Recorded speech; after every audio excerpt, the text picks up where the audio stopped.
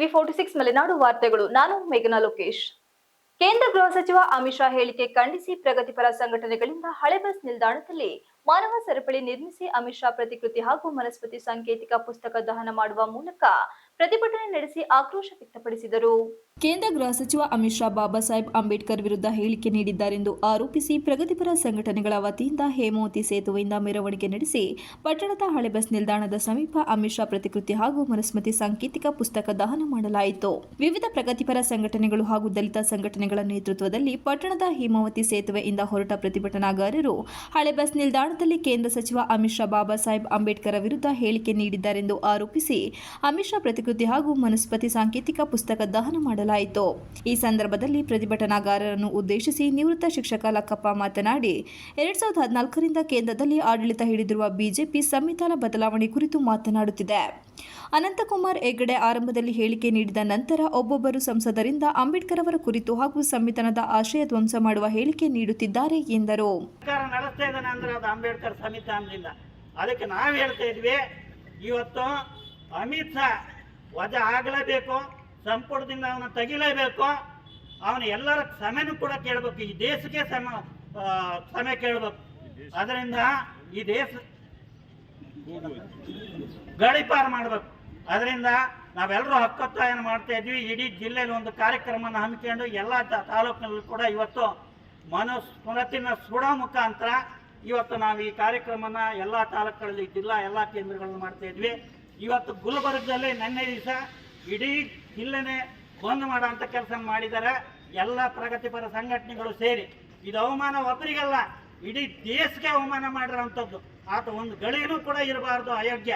ಅದರಿಂದ ನೀವೆಲ್ಲರೂ ಕೂಡ ಈ ಸಂದರ್ಭದಲ್ಲಿ ಆತನಿಗೆ ಧಿಕ್ಕಾರ ಹೇಳೋ ಮುಖಾಂತರ ನಮ್ಮ ಕಾರ್ಯಕ್ರಮನ ಮುಂದುವರಿಸ್ತೀವಿ.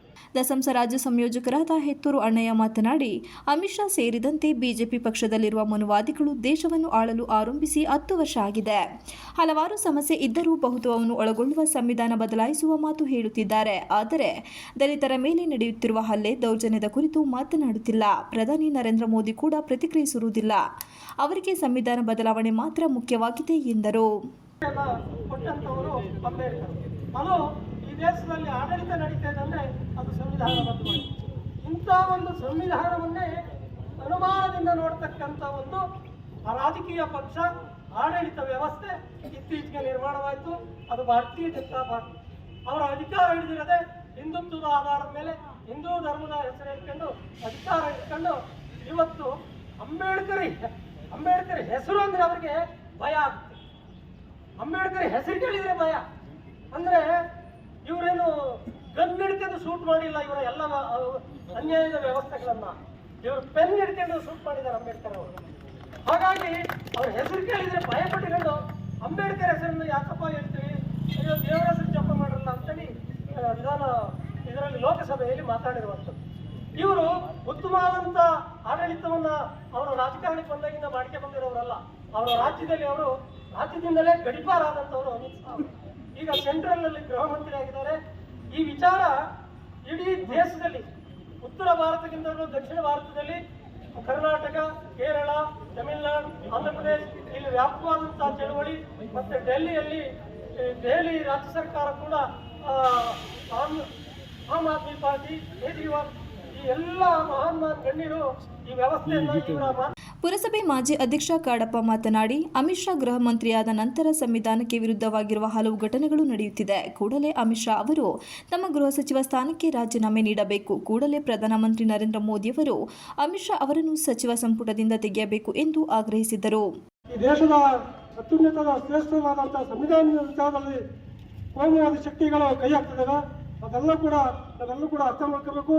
ಈ ದೇಶಕ್ಕೆ ಕಂಟಕಪ್ರಾಯವಾಗಿರುವಂತಹ ಮನುಸ್ಮೃತಿ, ಶೋಷಿತ ಸಮುದಾಯಕ್ಕೆ ಏನಾದರೂ ಕೂಡ ಮನುಸ್ಮೃತಿ ಇದ್ರೆ ನಾವೆಲ್ಲರೂ ಕೂಡ ಹೀನ ಸ್ಥಿತಿಯಲ್ಲಿ ಬದುಕಬೇಕಂತ ಸ್ಥಿತಿ ಒಳಗಡೆ ಇದ್ದಂಥ ಮನುಸ್ಮೃತಿಯನ್ನು ಬಾಬಾ ಸಾಹೇಬ್ ಅಂಬೇಡ್ಕರ್ ಅವರು ಅವತ್ತಿನ ಕಾಲಘಟ್ಟದಲ್ಲಿ ಸುಟ್ಟಾಕಿದರು. ಅಂತ ಒಂದು ಮನುಸ್ಮೃತಿ ಈ ದೇಶಕ್ಕೆ ಮಾರ್ಗವಾಗಿದೆ. ಆ ಕಾರಣಕ್ಕಾಗಿ ಇವತ್ತು ಭಾರತ ದೇಶ ಎಲ್ಲ ಶೋಷಿತ ಸಮುದಾಯ, ಎಲ್ಲ ವರ್ಗದ ಜನರು ಕೂಡ ಎಂದಿಂದ ಜೀವನ ಮಾಡ್ತಾ ಇದ್ದಾರೆ ಅಂದರೆ ಸಂವಿಧಾನ, ಬಾಬಾ ಸಾಹೇಬ್ ಕೊಟ್ಟಂಥ ಸಂವಿಧಾನ. ಈ ಸಂವಿಧಾನ ಈ ದೇಶದಲ್ಲಿ ಉಳಿಬೇಕು. ಅದಕ್ಕಾಗಿ ನಾವೆಲ್ಲರೂ ಕೂಡ ಈ ದೇಶದ ಎಲ್ಲ ನಾಗರಿಕರು ಕೂಡ ಸಂವಿಧಾನಕ್ಕೋಸ್ಕರ ನಾವೆಲ್ಲ ಪ್ರಜಾತಂತ್ರರಾಗಿ ಉಳಿಸೋಣ ಅಂತ ಹೇಳ್ತಾ ಈ ಒಂದು ಕಾರ್ಯಕ್ರಮದಲ್ಲಿ ಭಾಗವಹಿಸಿ ಮಾತಾಡಲು ಅವಕಾಶ ಕೊಟ್ಟ ನಿಮ್ಗೆಲ್ಲರೂ ಕೂಡ ಹೊಂದಿಸ್ತೀನಿ. ನಿಮ್ಗೆಲ್ಲರೂ ಒಳ್ಳೆದಾಗಿ. ತಾಲೂಕು ಬಹುಜನ ಸಮಾಜ ಪಕ್ಷದ ಅಧ್ಯಕ್ಷ ವೀರೇಶ್ ಕಲ್ಗಣೆ ಮಾತನಾಡಿ, ಪ್ರತಿಭಟನೆಯಲ್ಲಿ ಬೌದ್ಧ ಮಹಾಸಭಾದ ಉಪಾಸಕ ವೀರಭದ್ರ ಮಾತನಾಡಿದರು. ನಿನಗೆ ಒಂದು ಕೌಂಟರ್ ಕೊಡ್ತೀವಂತ ಈ ಸಂದರ್ಭದಲ್ಲಿ ಎಚ್ಚರಿಕೆ ಮೂಡಿಸಕ್ಕೆ ಈ ಸಂದರ್ಭದಲ್ಲಿ ಇಷ್ಟಪಡ್ತೀನಿ. ಬಂಧುಗಳೇ, ಇವತ್ತು ಬಾಬಾ ಸಾಹೇಬ್ರಂದ್ರೆ ಇಡೀ ಒಂದು ಭಾರತ ದೇಶಕ್ಕಲ್ಲ, ಇಡೀ ಪ್ರಪಂಚಕ್ಕೆ ಅವರು ಬಾಬಾ ಸಾಹೇಬ್ರು ಏನು ಅಂತಕ್ಕಂಥದ್ದು ಇಡೀ ವರ್ಲ್ಡ್ಗೆ ಗೊತ್ತು.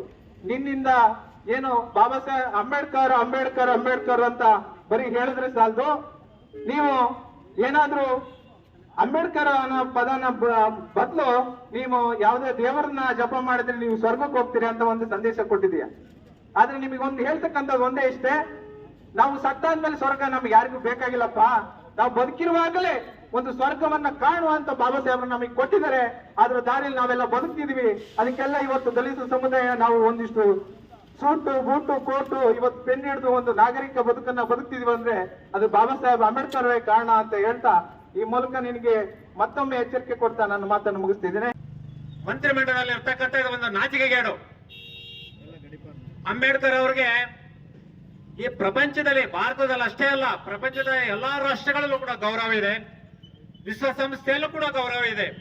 ಇಂಥ ಒಬ್ಬ ಮಹಾನ್ ವ್ಯಕ್ತಿಯ ಬಗ್ಗೆ ಅವೇಳನಕಾರಿಯಾಗಿ ಪಾರ್ಲಿಮೆಂಟ್ ಒಳಗಡೆ ಮಾತಾಡಿರ್ತಕ್ಕಂಥ ಅಮಿತ್ ಶಾನ ನಾವೆಲ್ಲರೂ ಕೂಡ ಸೇರಿ ಧಿಕ್ಕಾರವನ್ನ ಹೇಳ್ತಾ, ಈ ದಿನ ಅಮಿತ್ ಶಾವನ ಒಂದು ವೈದಿಕ ಧರ್ಮದ ಒಂದು ಮನುಸ್ಮೃತಿಯನ್ನ ಬಹಿರಂಗವಾಗಿ ನಾವಿಲ್ಲಿ ಇವತ್ತು ದಹನ ಮಾಡ್ತಾ ಇದ್ದೇವೆ. ಅದರ ಜೊತೆಯಲ್ಲೇ ಅಮಿತ್ ಶಾನ ಭಾವಚಿತ್ರವನ್ನು ಕೂಡ ದಹನ ಮಾಡ್ತಾ ಇದ್ದೇವೆ. ಅದಕ್ಕೆ ಎಲ್ಲರೂ ಕೂಡ ಸಹಕಾರ ಇದೆ ಅಂತ ನಾವು ಭಾವಿಸಿದ್ದೇವೆ. ಇದು ಒಂದಲ್ಲ, ಇಡೀ ರಾಷ್ಟ್ರದಾದ್ಯಂತ ಕಾರ್ಯಕ್ರಮ ಇದೆ. 27ಕ್ಕೆ ಭಾರತ ಬಂದಿದೆ. ಇವತ್ತು ಗದಗ, ಗುಲ್ಬರ್ಗ, ಧಾರವಾಡದಲ್ಲಿ ಭಾಗಶಃ ಎಲ್ಲ ಕಡೆಯಲ್ಲೂ ಕೂಡ ಬಂದ್ ಆಗಿದೆ. ಇದು ಕಂಟಿನ್ಯೂ ಆಗಿ ಮುಂದುವರಿಯುತ್ತೆ, ಇದಿಷ್ಟಕ್ಕೆ ನಿಲ್ಲೋದಿಲ್ಲ ಅಂತೇಳಿ ಹೇಳ್ತಾ ನನಗೆ ಮಾತಾಡಲಿಕ್ಕೆ. ಈ ಸಂದರ್ಭದಲ್ಲಿ ಈರಯ್ಯ ನಲ್ಲುಲ್ಲಿ, ಲಕ್ಷ್ಮಣ್ ಕೀರ್ತಿ, ಬೈಕೆರೆ ದೇವರಾಜ್, ಛಲವಾದಿ ಮಹಾಸಭಾದ ಅಧ್ಯಕ್ಷ ಗಿರೀಶ್, ದಲಿತ ಮುಖಂಡ ಬೆಳಗೋಡು ಬಸವರಾಜು, ನವೀನ್ ಸಾದಾ, ಪ್ರಶಾಂತ್ ಕಲ್ಗಣೆ, ಜಯವರ್ಧನ್, ಹೆಸಲೂರು ಮಂಜು, ಹಿರಿಯರಾದ ಕೆಬಿ ಬೈರಯ್ಯ, ಧರ್ಮ ಹೆನಲಿ ಇತರರು ಹಾಜರಿದ್ದರು. MB Umesh, TV 46 Malenadu news, Sakleshpur.